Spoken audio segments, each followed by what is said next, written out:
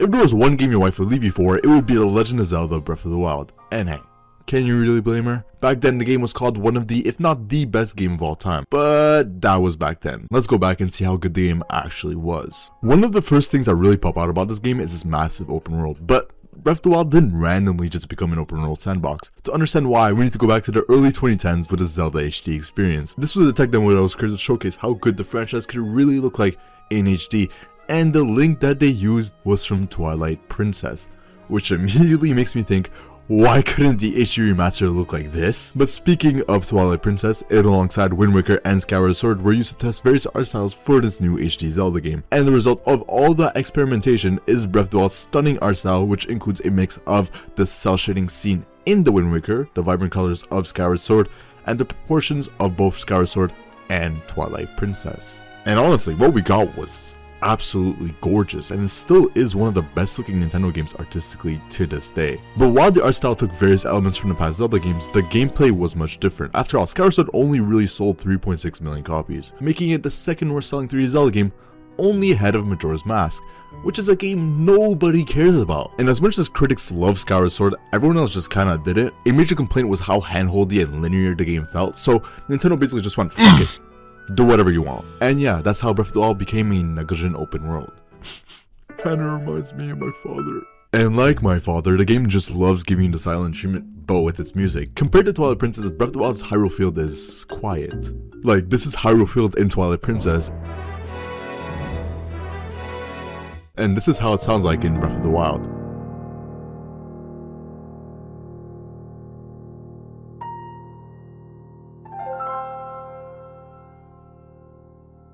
It's not epic nor heroic, but it fits the game's mood really, really well. In Breath of the Wild, the overall atmosphere is much more serene, which is weird considering there's the constant threat of Ganon wreaking havoc around the world, but like, it's been 100 years and the world's still relatively at peace, so should I really be concerned? No, but there's a doggy. And that calm mood gets amplified by the music, which is very minimal for most of the game.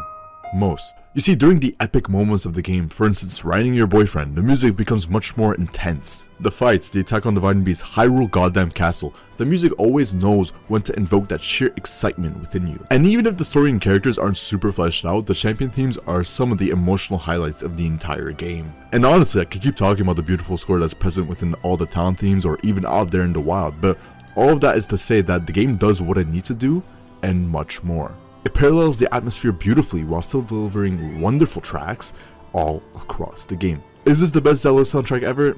I'll be honest, not even close, but to be fair, it has some steep competition and Breath of the Wild beats the other games in other ways. Like the other Zelda games, Breath of the Wild's combat includes a parry system, and there are two main ways to do it. First is the Flurry Rush, where you need to dodge at the last second in order to get rewarded with a ton of free hits. Timing these early on is actually really fun, and even later on in the game, the slow motion and dramatic animation never stops being satisfying. Then there's the shield parry, which is especially gratifying when you deflect the Guardian's laser early on. Guardians are genuinely terrifying, so finally pulling that off feels amazing. But then you remember, you destroyed an entire Bokoblin family in order to get here. But hey, on the bright side, at least there's many creative ways to destroy all these families. You're an asshole. One thing that shouldn't be contested about this game is how much freedom it gives, and that especially relates to combat. You can carry a ridiculous amount of weapons at once, which leaves a lot of room to strategize on what works best for Bokoblin, Moblin, Lionel, etc. And even poses the question of what I'm willing to sacrifice. And when I'm talking about sacrifice, I'm talking about the weapon durability. Surely one of the most controversial aspects of the entire game, especially when initially released. How it works is that each weapon has a set amount of usage, and if you use it too much, that little stick of yours doesn't work anymore. And honestly, I think the weapon durability was a great addition. Without it, you just hoard your strongest weapons forever and never really use the other ones. With the durability, you're forced to think about things like, oh,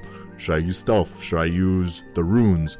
Or should I just use my best weapons knowing that the reward will probably just be another great weapon? A lot of people complain that losing weapons makes you vulnerable, which first of all is the point, but also relax, because there's plenty of hoes out there in the wild. Sometimes you don't even gotta fight for them, but you know that when you do have to fight for them, the reward will be worth it. For example, when you go fight a Lionel, you'll almost certainly lose a weapon or two, but in return, you get some of the best swords and some of the best shields in the entire game. To win, you gotta lose, and Zelda just teaches you on what investing is like. But arguably, the most important aspect of the combat is who you fight against, and frankly, in older Zelda games, enemies weren't bad per se, but they were often boring and predictable. In Breath of the Wild, enemies finally feel feel alive. Bokoblins are some of the best crafted enemies in the entire franchise. They interact with each other, panic, mess up, and do genuinely dumb shit that makes encounters feel so entertaining. Moblins and Lizalfos are a little less entertaining, but they still benefit from the same systems. Guardians are terrifying, but not as terrifying as the sheer presence of a Lino. Frankly, there's not that many enemy types, but the ones that are there add so much charm and complexity to this game. Now I'm gonna talk about the open world, and frankly, it's not the first time the franchise attempts to create vast open areas. We have to mention the Wind Waker with its self-proclaimed Great Sea, which wasn't really that great. It was just a glorified loading screen, but in contrast, Breath of the Wild's world feels rarely boring. You never know what you'll find: a shrine, a Lino, a side quest, a dragon, or a little piece of crap. That uncertainty makes exploration genuinely fun. Climbing a mountain and seeing the world stretch out right in front of you never stops being impressive. These moments of freedom that lead to such wonder are the strongest and most memorable parts of this entire game. But you know what isn't memorable? For years we got dungeons filled to the brim with unique themes and thought-provoking puzzles, but does this game really have that? Instead of traditional Zelda dungeons, we now have shrines and divine beasts. Visually, the shrines are interesting at first. The lighting is cool and the tech-heavy designs contrast nicely with the natural world, but as the game goes on, they just kind of start to blur together. They all look the same and they kind of just become increasingly forgettable. Gameplay wise, it's mixed, right? Some shrines have genuinely clever puzzles that make you stop and think, and others are quickly done in a minute or two, which isn't necessarily a bad thing, because keep in mind that this really complements the Switch where you can just kind of pick it up and play. But when the great dungeons of the past get essentially replaced by this, it's kind of disappointing. Frankly, a lot of shrine ideas repeat, with an example of that being the Test of Strength. There are 20 of them, which represents a sixth of all the shrines, which all 20 of them have very little differences between them except for difficulty or the occasional weapon or terrain. They're fun individually because the combat is fun, but back to back to back to back, they get pretty repetitive. That said, shrine quests like Eventide Island are highlights, stripping you of all your inventory and forcing you to survive with whatever you find. It kind of just brings back the early game charm. And there are several other shrines which really take advantage of how fun it is to truly explore. In general, as much as there is repetition, that's bound to happen when there's 120 shrines. Individually, there's almost no bad shrines, and the game presents us with a lot of unique and fun ideas. On the other hand, divine beasts are okay. The build up to the divine beast is often better than the beasts themselves. Primus Mountain gives you the choice. Do you want to stealth your way into getting all the arrows? Do you want to fight the Lino? Or do you want to be a capitalist asshole? And places like Yiga Clan Hideout had its charm, but honestly, the highlights were when you have to fight the divine beast head on. Attack on Varuta was great with its music, the rain, and the constant movement that just makes everything feel genuinely exhilarating. Vamero is undoubtedly epic in its spectacle, but it's a little too easy. Varudanya is okay, but Vanaboros is the standout. Foggy Desert with its massive scale, sand-sealed combat, and fantastic music. Now, if we go inside the Divine Beast, we see that the puzzles have decent ideas, but weak execution, with the puzzles often being too simple. And again, a huge issue here is that they all look bland and forgettable. Though the Blights, which are bosses, are surprisingly fun, especially with Thunderblight Ganon, which actually forces you to learn its timing. But again, the overall issue here is the actual lack of theming, because they kind of all just blend in with each other. But hey, that's probably just the point. When it comes to dungeons in this game though, the closest and the best thing you're gonna get is Hyrule Castle. It's filled with endless secrets and awesome challenges in which you're free to explore however you want. Then at the end, you face the final boss, Calamity Ganon. The first phase is solid, it tests everything you've learned, but later on with Beast Ganon, you get a boss that isn't even a boss. Tears of the Kingdom does something similar, but at least that one feels a little more earned after an incredible